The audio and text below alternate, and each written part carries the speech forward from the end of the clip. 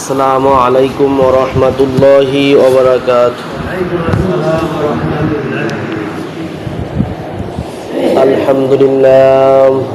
আলহামদুলিল্লাহিল্লাযী হাদানা ইলা সিরাতিম মুস্তাকিম। والصلاة والسلام على أشرف الأنبياء محمد وآله وأصحابه أجمعين.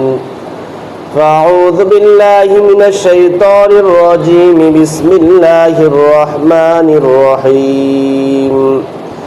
الذين يذكرون الله قياما وقعودا وعلى جنوبهم. وقال رسول الله صلى الله عليه وسلم بلغوا عني ولو آية. يا أيها الذين آمنوا صلوا عليه وسلموا تسليما. اللهم صل على محمد وعلى آل محمد كما صليت على إبراهيم وعلى آل إبراهيم إنك حميد مجيد. اللهم بارك على محمد وعلى آل محمد كما باركت على إبراهيم وعلى آل إبراهيم إنك حميد مجيد. بلغ العلا بكماله كشف الدجى بجماله حسنت جميع خصاله صلوا عليه وآله. الصلاة والسلام عليك يا رسول الله. الصلاة والسلام عليك يا حبيب الله. الصلاة والسلام عليك يا شافع المذنبين. الصلاة والسلام عليك يا رحمة للعالمين. মহান আল্লাহ তাআলার নিকট লাখ কোটি শুকরিয়া জ্ঞাপন করি এর জন্য মহান আল্লাহ তাআলা রব্বুল আলামিন আমাকে আপনাকে দুনিয়ার সকল কাজ কর্ম সেরে পবিত্র ঘরে এসে বসার মতো তৌফিক দান করেছে, আলহামদুলিল্লাহ। আরো লাখ কোটি শুকরিয়া জ্ঞাপন করি এর জন্য মহান আল্লাহ তাআলা রব্বুল আলামিন আমাদেরকে আখির নবী হযরত মুহাম্মদ মুস্তাফা সাল্লাল্লাহু আলাইহি ওয়াসাল্লাম উম্মত করে তৈরি করেছেন, সবাই আলহামদুলিল্লাহ। সম্মানিত হাজিরিন, আজকে আমার আলোচনার বিষয় জিকির। জিকির শব্দ দ্বারা বোঝানো হয় যে আল্লাহ তাআলার ইবাদত বন্দি করা। আমরা জিকির বলতে বুঝি যে সুবহানাল্লাহ, আলহামদুলিল্লাহ, আল্লাহু আকবার। এটা দ্বারা শুধু এটা জিকির না, জিকির দ্বারা হচ্ছে নামাজ রোজা যত কিছু আছে, মানে আল্লাহ তাআলার আনুগত্য স্বীকার করা হয় দ্বারা এগুলো সবগুলোই হচ্ছে কি জিকির। তাহলে এই যে জিকিরের যে ফজিলাত আছে বা তাসবিহতে কি ফজিলাত আছে সেইটা আজকে বর্ণনা করা হবে। আমরা যে সকাল সন্ধ্যা যে তাসবিহ আদায় করি এর জন্য মহান আল্লাহ তাআলা 3টা পুরস্কার রাখছেন। কয়টা পুরস্কার রাখছেন? 3টা পুরস্কার। হুয়াল্লাযী ইউসাল্লি আলাইকুম, এই আয়াতের পরে আল্লাহ তাআলা বলেন যে সকাল সন্ধ্যা এবং তাসবিহ যারা বেশি বেশি যে বান্দা জিকির বা তাসবিহ পাঠ করবে আমি আল্লাহ নিজে তার উপর রহমত বর্ষণ করি। সুবহানাল্লাহ। মানে হচ্ছে সকাল সন্ধ্যা যে তাসবিহ পাঠ করা হয় তার জন্য আল্লাহ তাআলা বলতেছেন সেই বান্দার উপর আমি কি বর্ষণ করি? রহমত বর্ষণ করি। সুবহানাল্লাহ। ওয়া মালাইকাতাহু, এবং আমার যে ফেরেশতাগণ আছে তারা এই বান্দার জন্য কি করতে থাকে? রহমতের দোয়া করতে থাকে। সুবহানাল্লাহ। যদি সকাল সন্ধ্যা আপনার জিকির করেন, তাসবিহ আদায় করেন, এই যে ফেরেশতারা, আল্লাহর যে ফেরেশতারা আছে হাজার হাজার ফেরেশতারা আপনার জন্য কি করবে? রহমতের জন্য দোয়া করতে থাকে। সুবহানাল্লাহ। ইয়াখরুজুহুম মিনাজ-যুলমাতি ইলান-নূর, এবং আর কি করবে? আমি নিজে তাসবিহর বরকতে অন্ধকার থেকে ঈমান ও আলোর দিকে নিয়ে আসবো। সুবহানাল্লাহ। এই কথাটা কে বলছে? আল্লাহ তাআলা বলছেন যে ইখরুজুহুম মিনাজ যুলমাত ইলান নূর, আমি ওই বান্দাকে কি করব? অন্ধকার থেকে আলোর দিকে বা ঈমানের দিকে নিয়ে আসব। তা কি করলে? যে সকাল সন্ধ্যা কি করলে? তাসবিহ করলে কয়টা উপকার আসবে? তিনটা। কয়টা? তিনটা। এক নম্বরে কি করবে? যে আল্লাহ কি তার উপর কি করবে? রহমত বর্ষণ করবে। এবং দ্বিতীয়তে কি করবে?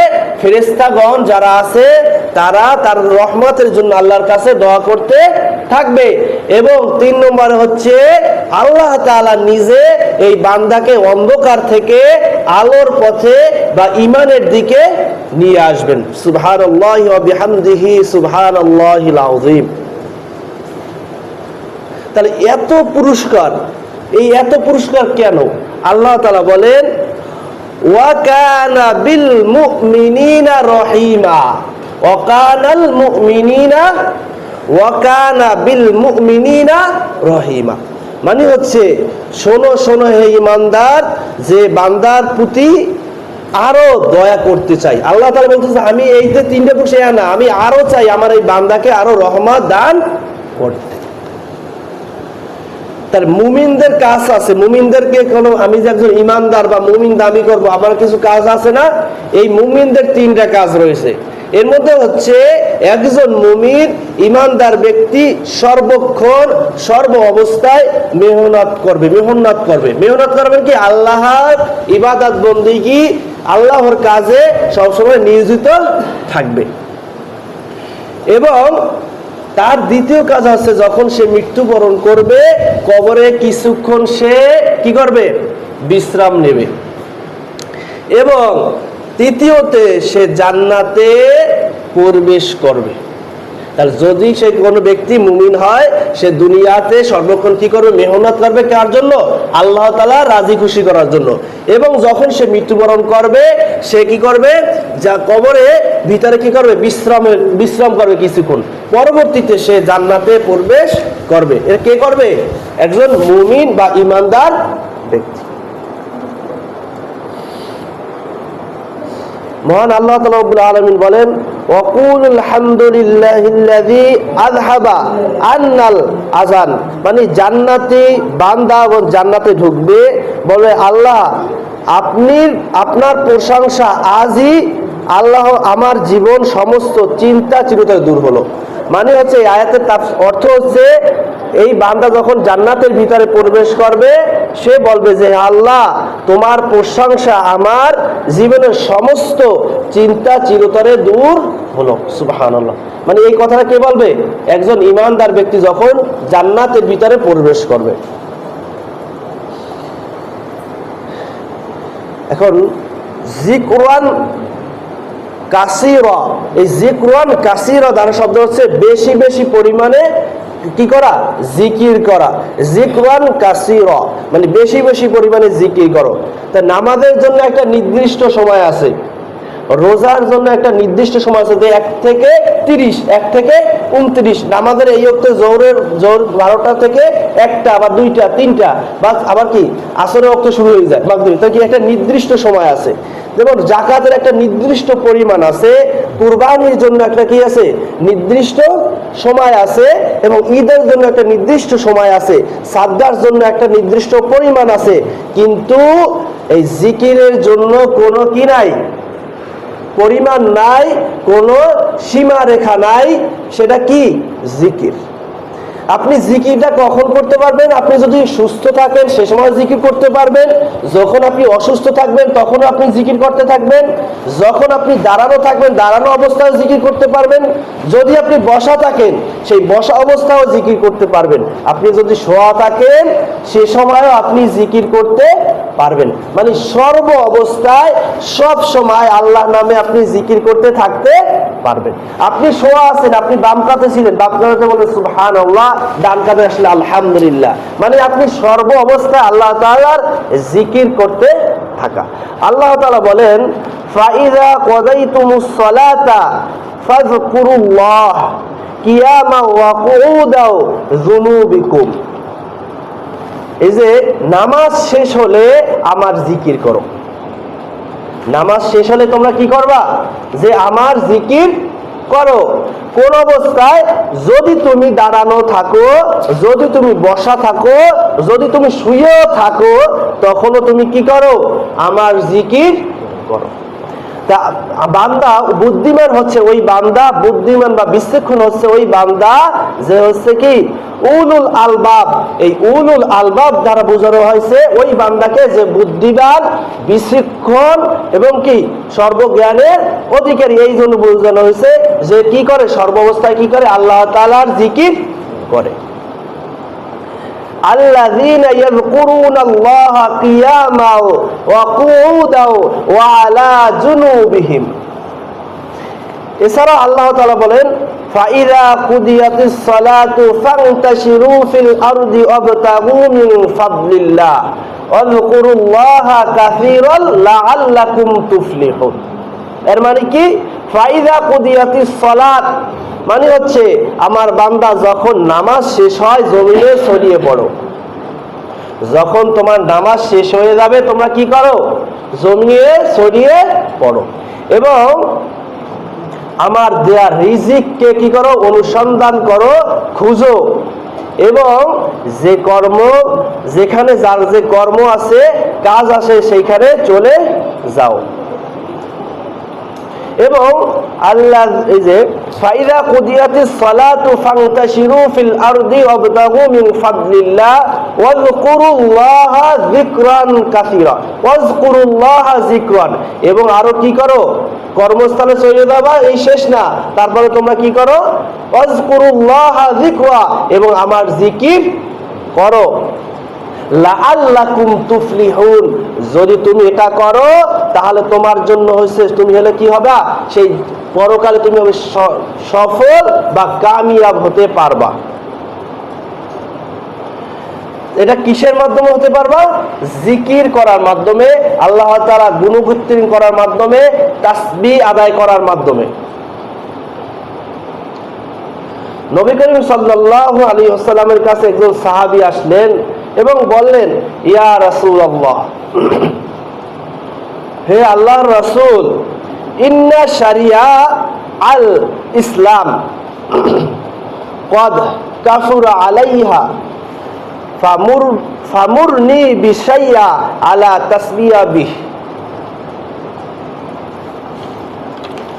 অর্থাৎ, ও আল্লাহর নবী, ইসলামের বিধান অনেকগুলো, আমাকে এমন আমলের কথা বলে দিন যেটা আমি সারা দিন করতে পারি।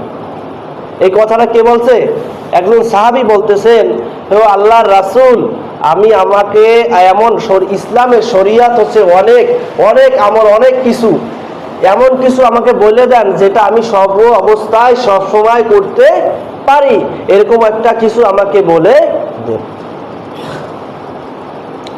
নবী করিম সাল্লাল্লাহু আলাইহি ওয়াসাল্লাম বলেন, লা ইয়াযানু লিসানুকা রাদ্দান লিযিকরিল্লাহ, যে তোমার জিহ্বায় আল্লাহর জিকির দিয়ে ভিজিয়ে রাখো। সুবহানাল্লাহ।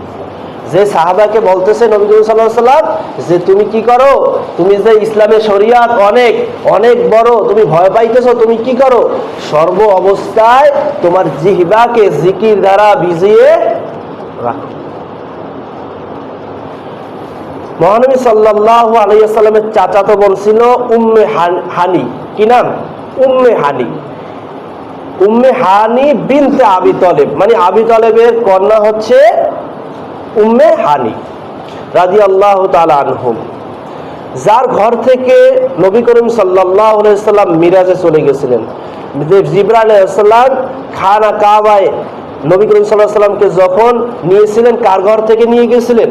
তখন নবী করিম সাল্লাল্লাহু আলাইহি ওয়াসাল্লাম উম্মে হানি মানে তার চাচাতো বোনের ঘরে শোয়া ছিলেন, ঘুমন্ত অবস্থায় ছিলেন। তখন নবী করিম সাল্লাল্লাহু আলাইহি ওয়াসাল্লামকে তাকে খানে কাবায় নিয়ে গেছিলেন। কে নিয়ে গেছিলেন? জিবরাইল আলাইহিস সালাম। এই তার চাচাতো বোন উম্মে হানি রাসূল আকরাম সাল্লাল্লাহু আলাইহি ওয়াসাল্লামকে বললেন, হে আল্লাহর রাসূল, আমি হাঁটতে পারি না, আমি বসতে পারি, মানে হাঁটতে পারি না, আমাকে এমন কিছু শিখিয়ে দিন যেন আমি সারাদিন সর্ব অবস্থায় ইবাদত বন্দেগী করতে পারে। নবী করিম সাল্লাল্লাহু আলাইহি ওয়াসাল্লাম বলেন, হে আমার বোন উম্মে হানি, তুমি বসে বসে পড়তে পারো এমন জিকির হচ্ছে সুবহানাল্লাহ। কি বলছে? সুবহানাল্লাহ, আলহামদুলিল্লাহ, আল্লাহু আকবার, লা ইলাহা ইল্লাল্লাহ। তাই কয়টা তাসবির কথা বলেছেন? তাসবিহ চারটা তাসবির কথা বলা হয়েছে। কয়টা? চারটা। কি কি? সুবহানাল্লাহ, আলহামদুলিল্লাহ, আল্লাহু আকবার, লা ইলাহা ইল্লাল্লাহ।